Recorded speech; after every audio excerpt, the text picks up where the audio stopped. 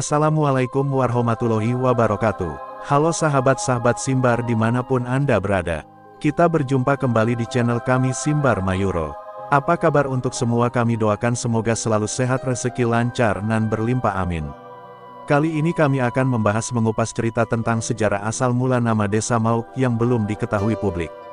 Kami akan membahas mengenai asal mula terbentuknya nama Desa Mauk Tangerang dan di ujung pesisir utara.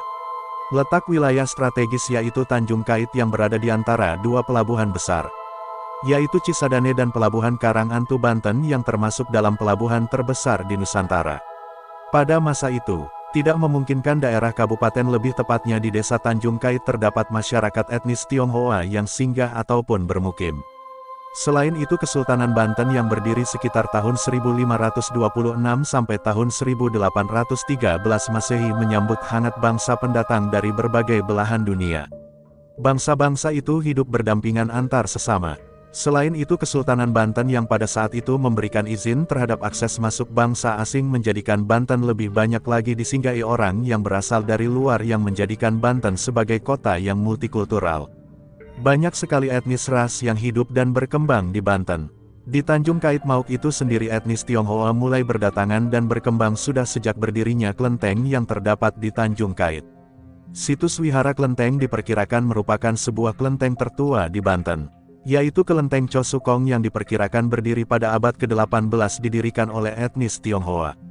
Kebijaksanaan serta kebaikan Cho Sukong membuat para etnis Tionghoa berdatangan untuk sembahyang dan menziarahi sebagai leluhur mereka yang selama ini mereka hormati.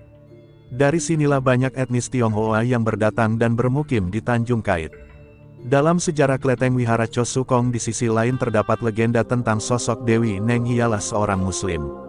Satu dari sekian banyak legenda yang berkembang di masyarakat adalah tentang keberadaan sebuah makam yang terletak di wilayah Tanjung Kait, Kecamatan Mauk, Kabupaten Tangerang, yakni makam seorang muslimah keturunan Tionghoa yang bernama Dewi Neng dengan nama Tionghoa Lai Tien Nio.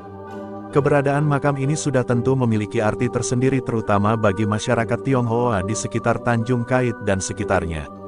Hal ini disebabkan makam ini termasuk makam yang dikeramatkan oleh masyarakat Tionghoa, namun demikian keberadaannya belum banyak terekam dalam jejak sejarah.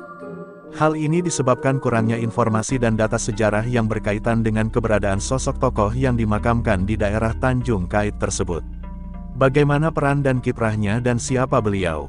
Di panggung sejarah tidak banyak diketahui dengan pasti. Kisahnya hanya milik oral history yang melegenda di masyarakat dan belum ditemukan peninggalan sejarah dalam bentuk tulisan ataupun prasasti riwayat yang jelas tentang kehidupan beliau.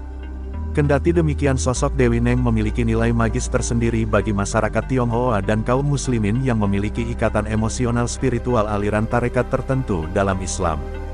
Dengan demikian, yang datang ke makam beliau bukan hanya etnis Tionghoa yang Konfusianisme, melainkan juga kaum muslimin yang memiliki ikatan emosional spiritual kelompok tarekat tersebut.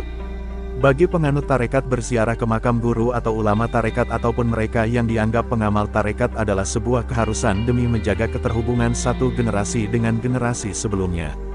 Dan hal ini adalah cara untuk menjaga ikatan persaudaraan dalam hierarki tarekat dalam Islam. Namun demikian, ini kami dari channel Simbar Mayuro tidak akan membahas lebih dalam lagi tentang apa itu tarekat dan bagaimana keberadaan beliau dalam salah satu ajaran tarekat yang berkembang di Nusantara pada masa lalu. Dari cerita yang berkembang di masyarakat, keberadaan makam Dewi Neng erat kaitannya dengan keberadaan sebuah kelenteng yang tidak jauh dari makam tersebut, yaitu Cho Sukong namanya. Pembangunannya dimulai setelah ditemukannya makam tersebut dan dijadikan tempat persembahyangan orang-orang Tionghoa. Dengan semakin banyaknya jumlah pengunjung ke makam tersebut, maka dibangunlah kelenteng tersebut guna menampung jamaah yang datang dan upaya